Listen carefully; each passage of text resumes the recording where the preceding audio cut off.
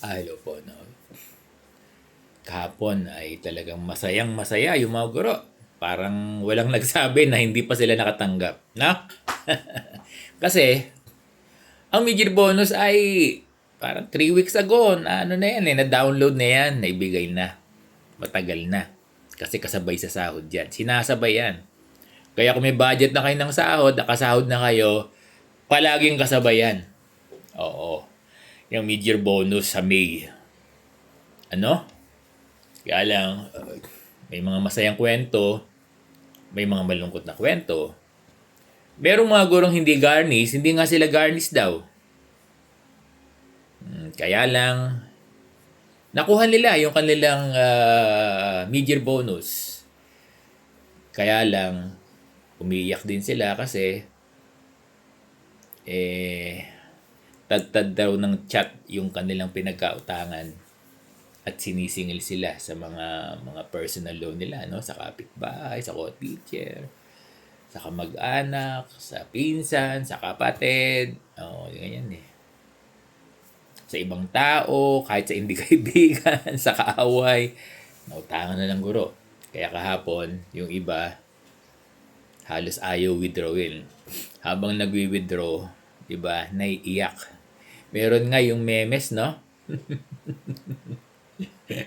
Tuwang-tuwa raw siya nung pala nasanla na raw niya pala doon sa isang kooperatiba.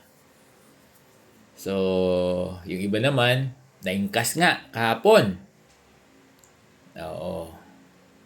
Ako baka mamaya pala ako mag-ingkas kasi luck namin kahapon eh. So, again, balikan natin yung pinag-uusapan natin.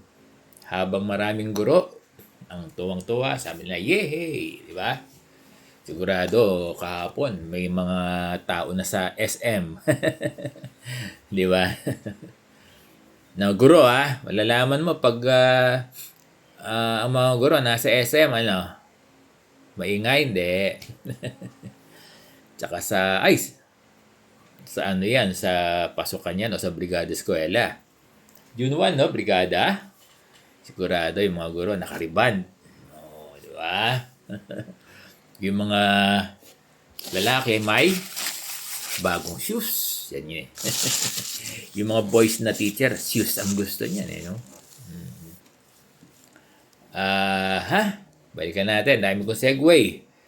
Habang yung maraming guro ay natutuwa sila dahil meron silang mga mid-year bonus na at least kung meron man silang babayaran, minimal lang. Pero yung ibang guro, nakuha nga nila yung kanilang mid-year bonus, di ba? Dumapo lang, lumipad din. Ganun, kawawa yung ating mga guro. Kasi hindi pa nga raw nakukuha, ang dami na raw chat. Siguro ngayon, pila na dun sa bahay nila. Joke lang. Joke lang, dear teachers, ha.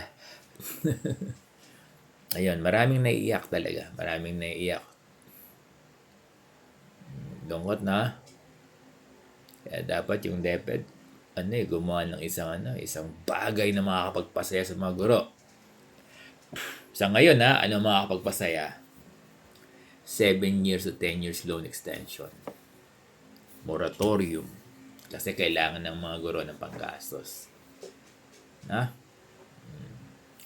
Segue din doon ako eh. Ang topic natin ay ang pinag-uusapan pala natin ay yung while others yesterday were very happy, tapos marami din yung very sad.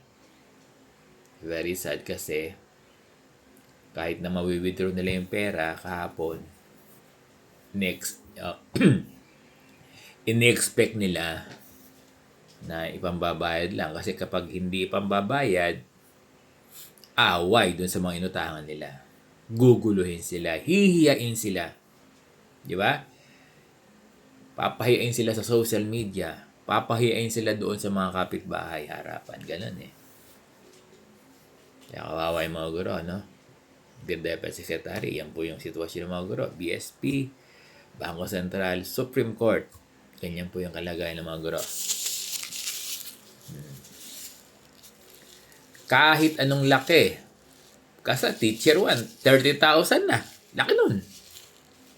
Malaking pera na yun. Di lalo na yung teacher 3, teacher 2. Di lalo na yung master teacher, head teacher, principal, siyempre. Alam nga namang mag-ipokrito ko. Parang people nasa 81,000. People serbong eh. No?